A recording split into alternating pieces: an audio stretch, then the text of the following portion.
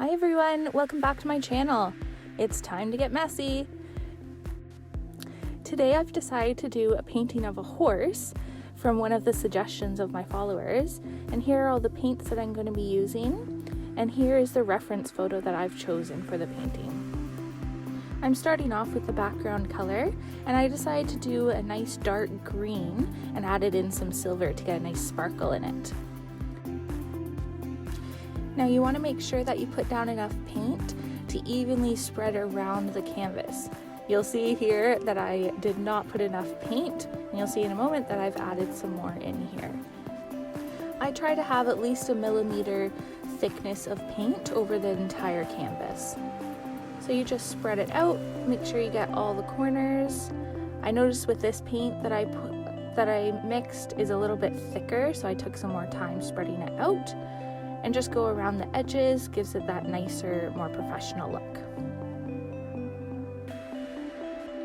Here's where I start using the reference photo as my guide to help me shape out where I'm going to place down the paint. Now for this one, I decided not to scrape off the background because I wanted the green mixing in with the colors that I pour out for the horse. I find it adds a little bit of extra dimension that makes it look really cool.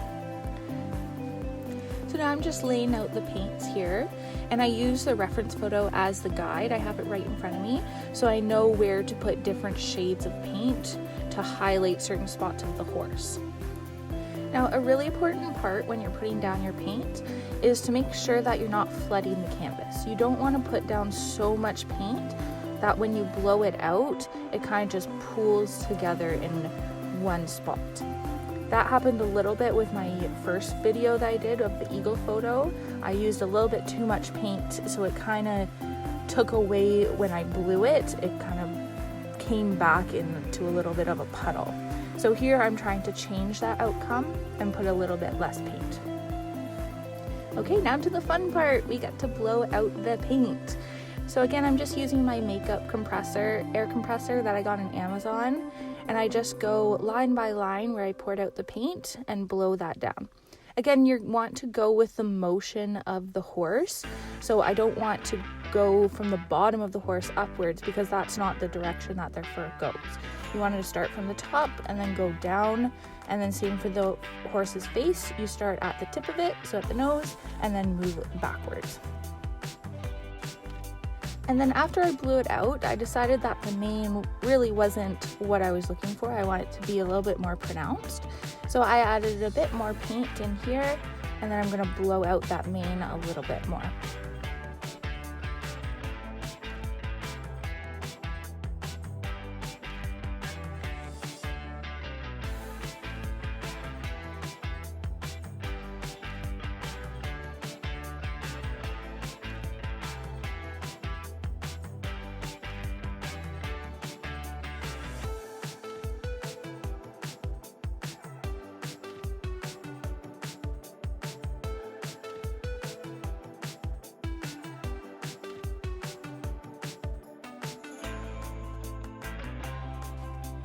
So I decided in this moment that I needed to use a straw instead of just the makeup compressor when blowing out the mane, because I needed a little bit more force in the air to move the paint how far I needed it.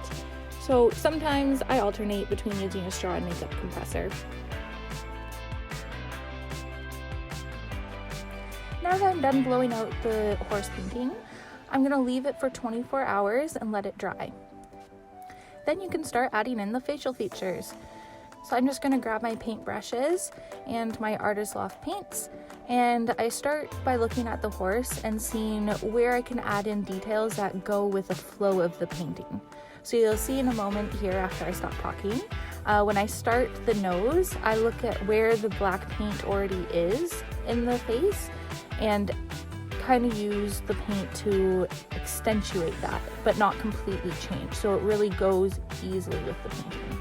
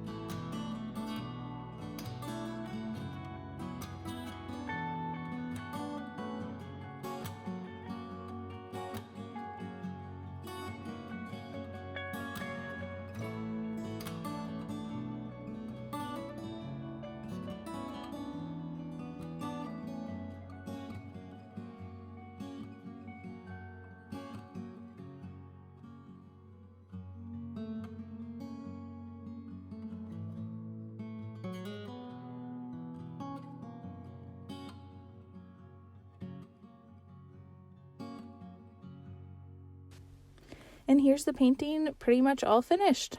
I hope you all enjoyed the video. Please like and subscribe. And if you want to follow me on Instagram or Facebook, I am at Hybrid Pours, but I'll link that down below. Have a great day, everyone.